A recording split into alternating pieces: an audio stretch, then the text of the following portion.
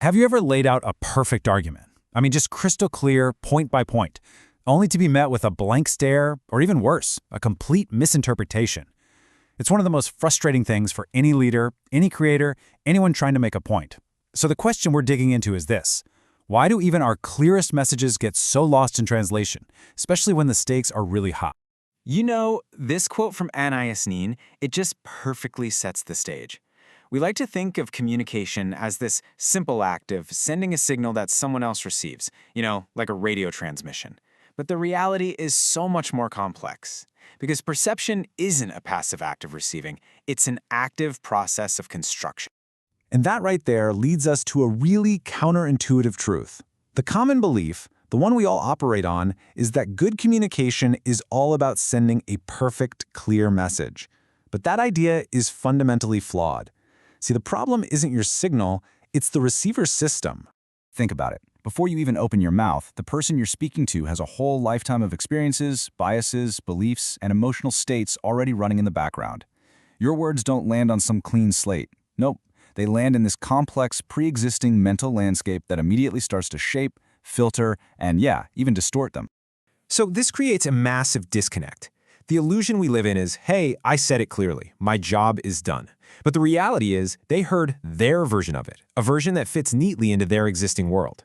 Meaning isn't something that's transferred from you to them. It's independently built, constructed inside their mind. Okay, so if meaning is constructed, what are the tools the brain is using to do it? This is where we get into the physics of perception. And it turns out there are 3 invisible filters that every single message you send has to pass through before it can even be understood. First up, we've got cognitive filters. Look, your brain is hardwired to conserve energy. It's lazy by design. To do this, it uses all these mental shortcuts, biases, to quickly process information. It's constantly looking for patterns it already recognizes, and it just filters out or edits anything that doesn't fit. And this happens long before your conscious mind even gets a say. You're not just speaking to a person, you're speaking to their pre-programmed habits of thought. Second, and way more powerful, are belief filters. These are like the gatekeepers of our identity. When a message comes in, it isn't just checked for logic, it's scanned for whether it aligns with our core convictions. And if your message threatens a deeply held belief, it will be bent, twisted, or rejected outright, not because it's wrong, but because accepting it would feel like a threat to the listener's very sense of self. And finally, the framing filter. This is the big one. It's the listener's master lens, their whole worldview. Is their frame one of scarcity or abundance, trust or suspicion? Is it us versus them? This frame provides the entire context for your words. The exact same data presented to someone with a threat frame versus an opportunity frame will be interpreted in 2 completely, and I mean completely, different ways. So understanding these filters, it's not just some interesting theory.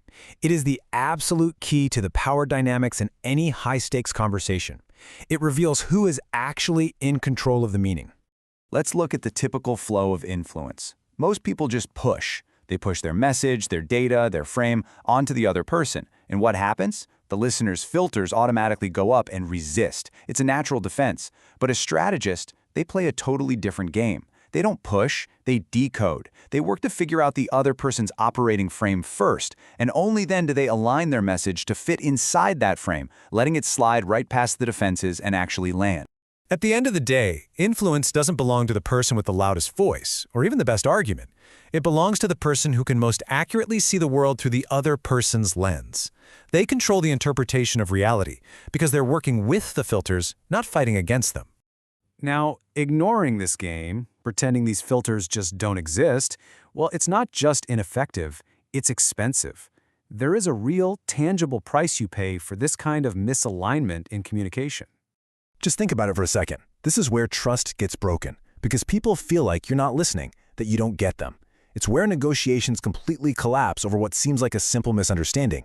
It's why brilliant ideas from your team get shot down, why a perfectly crafted pitch falls totally flat, and why leaders just can't seem to get their teams aligned.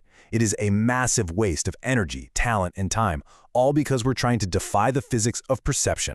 See, we think the solution is more data, more clarity, more proof. But high-stakes conversations almost never fail because of a lack of information. They fail because one or both people in that conversation are completely blind to the underlying game of filters, frames, and identity that is truly running the show. So what's the alternative? What gives elite communicators that edge? It's not a list of tactics or some secret speaking tips. It is a fundamental, deep-seated shift in mindset. They stop thinking like a speaker and they start thinking like a decoder. Look at the difference here. The standard communicator is focused entirely on themselves. What do I want to say? How can I be more clear? How can I persuade them? But the elite communicator, the decoder, they flip that script completely. Their focus is locked onto the other person's internal world. They're asking, what filter are they using right now? What do they already believe so deeply that it's unshakable? And, most importantly, whose lens must I adopt to even have a chance of being heard? When you make that shift, it redefines the entire act of communication. It stops being a performance, where you're just trying to deliver your lines perfectly. It becomes this strategic, diagnostic process.